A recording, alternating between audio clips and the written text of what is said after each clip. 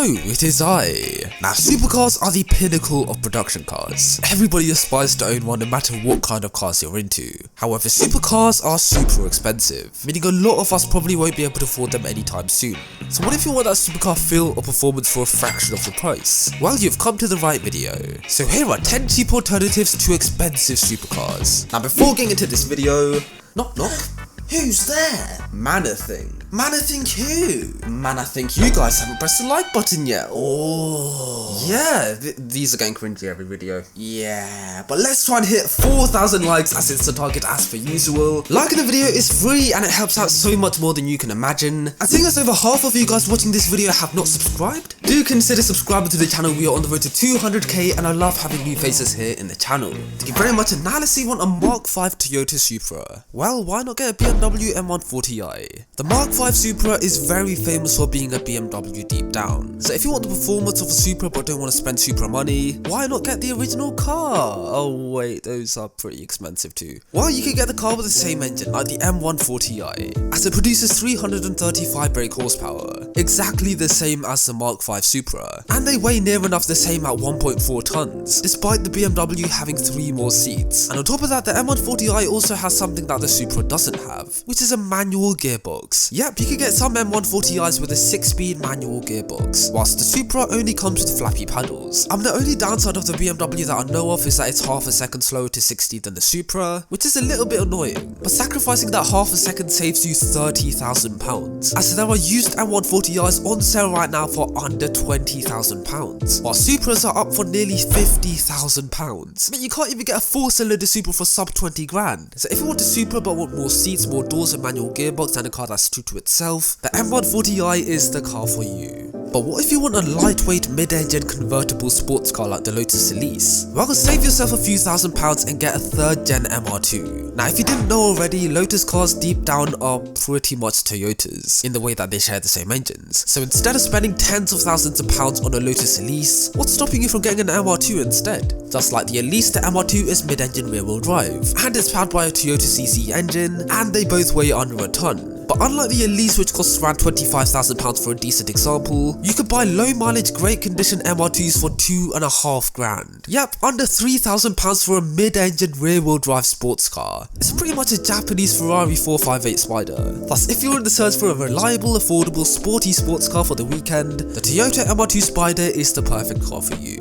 However, you might want a compact straight-six sporty BMW coupe, like the legendary 1M. Or just spare the M badge and get a 135i instead. Now, what makes the 1M so expensive is just how exclusive they are, which is why they're on sale upwards of £60,000, whereas what makes the 135i cheap is how ordinary they are. Hence, there are good examples up for around £7,000, which makes zero sense despite the two cars being near enough identical to one another. I mean, they both look the same, they have twin turbocharged 3-litre straight sixes, they're both 1.5 tons. The only real difference is that the 1M produces 340 brake horsepowers, whilst the 135i produces 306. But does that justify you having to pay an extra 50 grand for an extra 34 brake horsepowers? I really don't think so.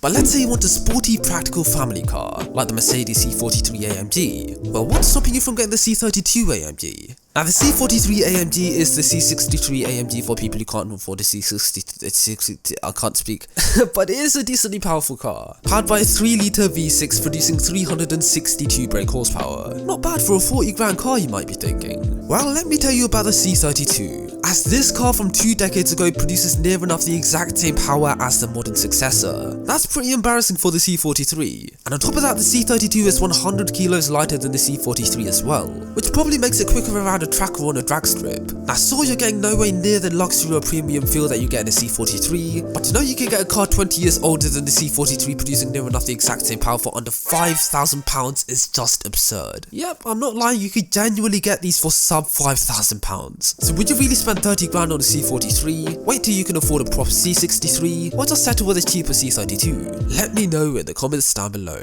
But what if you want more cylinders, no turbochargers and a classy British sports car, like an Aston Martin V8 Vantage? Well, you could save yourself 30 grand and get a Jaguar XK instead. Every guy wants to be like Bond and drive around in an Aston, but not everybody has Aston Martin money. So instead of paying 40 grand for a used V8 Vantage, why not get a Jaguar XK instead for just £10,000? I mean, they both have 4 point something litre V8s, both naturally aspirated, 2-door coupes, British, designed by Ian Callum. They're pretty much the exact same car, just give it a prior design body kit and boom! Wish.com Aston Martin V8 Vantage at your disposal. But what if you want a comfortable twin turbocharged V8 sports car, like the monstrous Mercedes AMG GTS? Well, you could just settle with its rival, the F10 BMW M5. Despite it being a four-door saloon car, it actually shares quite a few similarities with the Mercedes. Both cars are powered by twin turbocharged V8s producing over 500 brake horsepower, both are front-engine rear-wheel drive, both are German, and that's it I guess. But the BMW is an overall superior car, as it has more power, more seats, more doors, more luggage space, and it's much cheaper, as the cheapest AMG GTS on the market right now is going for £60,000, whereas for an M5 you need just 20 grand, under £15,000 for a cheap example. Now you might be thinking, but the AMG GTS is a lightweight agile supercar, how can the M5 even be compared to a supercar like the Mercedes? While the AMG is not a lightweight agile supercar, it's a luxurious comfortable Grand Tourer that's actually pretty heavy, and I reckon the M5 makes for a better Grand Tourer than the Mercedes anyways. I mean, it has space for more than one passenger, it rides better, it's more comfortable, there's more space for groceries. The M5 is pretty much a practical AMG GTS with much more power and a much kinder price tag for your bank account. So if you want an AMG GTS but you have friends and or you are poor, then get yourself an F10 BMW M5. But what if you want a car to flex in and show off, like the BMW i8? Well, you could save yourself 50 grand and pick up a Maserati Coupe. Okay, yes, I know the Maserati doesn't come with fancy butterfly doors, but it does come with quad exhaust tips, a full leather interior, and a Maserati badge that's surrounded in this chrome grille. Also, unlike the i8, which is powered by a measly 1.5 litre 3-cylinder hybrid engine, producing 357 brake horsepower, the Mazda is powered by a 4.2 litre V8 engine, producing 390 brake horsepower. And on top of that, the Maserati sounds a million times better too. Okay, now let's be honest, nobody really buys an i8 for its performance anyways. They buy it because it's a modern BMW with cool doors, a futuristic interior, and it looks like a supercar, a flexmobile. But I genuinely think the Maserati is a better flexmobile than the i8. I mean, it has a powerful sounding 4.2 litre V8 under the bonnet, and of course it wears that iconic Maserati trident on the chrome grille. Sure, it may be old and unreliable, but what more do you expect from an Italian supercar? This is just so much cooler than the i8. Now let's say you want a classy sports car like the Jaguar F-Type S, but you're not very classy. Why just get yourself an E46 M3? The F-Type S was loved by car guys because of its 4-cylinder engine, manual gearbox, and just how driver oriented the car was. Now does that sound familiar?